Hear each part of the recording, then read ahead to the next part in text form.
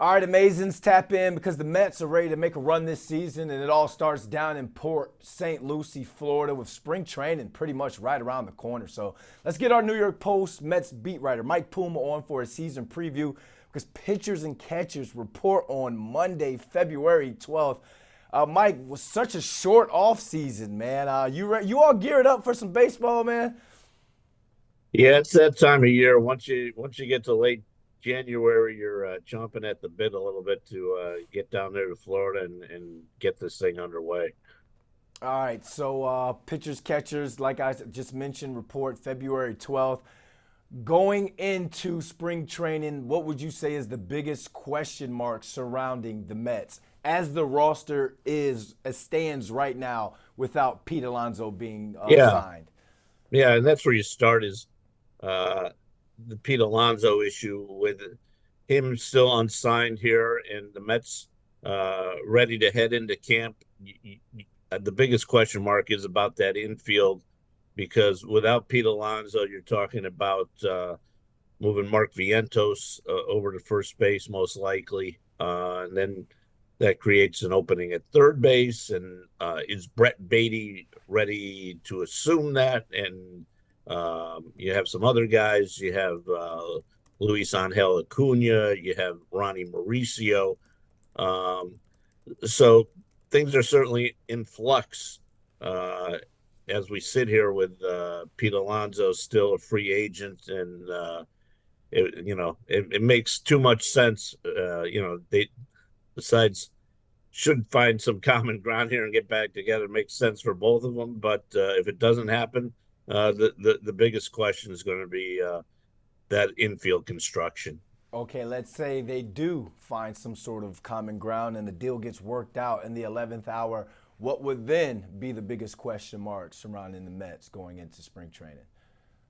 Yeah, I would say whether Kodai Senga can resume from what we saw 2 years ago from him as a rookie.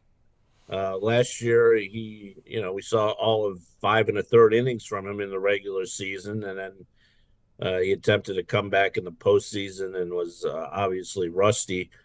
But the Mets are counting on him to be kind of that ace. Sean Manaea certainly showed in the second half of the last season, and maybe he's capable of filling that role as a top gun. But I think the guy that they're really looking to is Kodai Senga, and there's going to be a lot of eyes on him whether he can pick up where he left off after essentially missing a year.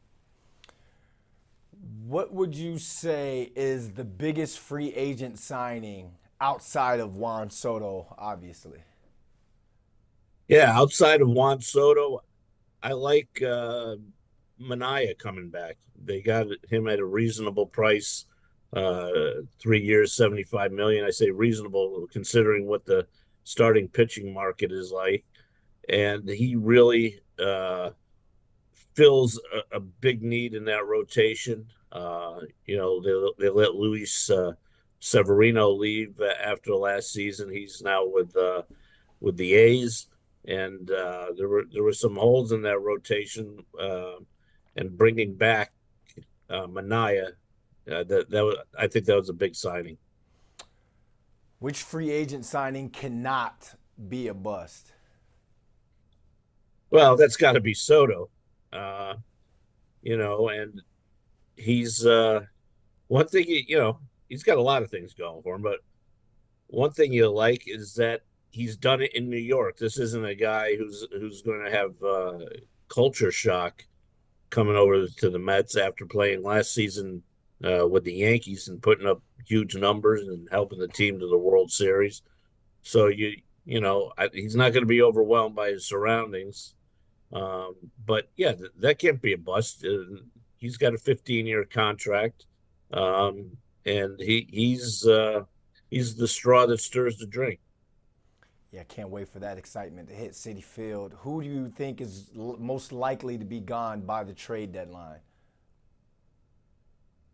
I put Jeff McNeil in that category last year, and I'll do it again this year just because of the fact the Mets have a lot of young players that kind of fit that middle infield role. I mentioned a couple of them before: Acuna, Mauricio, and Jet Williams, another guy who by the end of the year could be kind of knocking on the door here to be the second baseman. So they have a lot of young talent for that second base position, and Jeff McNeil, now he's in the third year of a 4-year contract, and but if the Mets are going to move him, he's got to put up some numbers too, because the last 2 years have really been a disappointment for him, especially in the first half of the season. He got it going last year in the second half, then got injured, and but I would say McNeil. If I was going to say most likely to be traded during the season, it would be Jeff McNeil. Who do you predict to be this year's unsung hero? I'm going to look at a guy like Jose Buto, and I think he was kind of the unsung hero last year. He's a guy they brought up in July. He had been starting down in AAA. They brought him up in the middle of the season, added him to the bullpen, and he really was a godsend for them in the late innings, and and pitched well for them and helped them get to the playoffs. And he's a guy who he could start if they need that, uh, but he can also be a part of that bullpen again. So I like Budo. I like what he brings to this team. Lastly, Mark, what's a storyline that you're keeping an eye on that may not have gotten all the hype as some of the other storylines going in this spring training?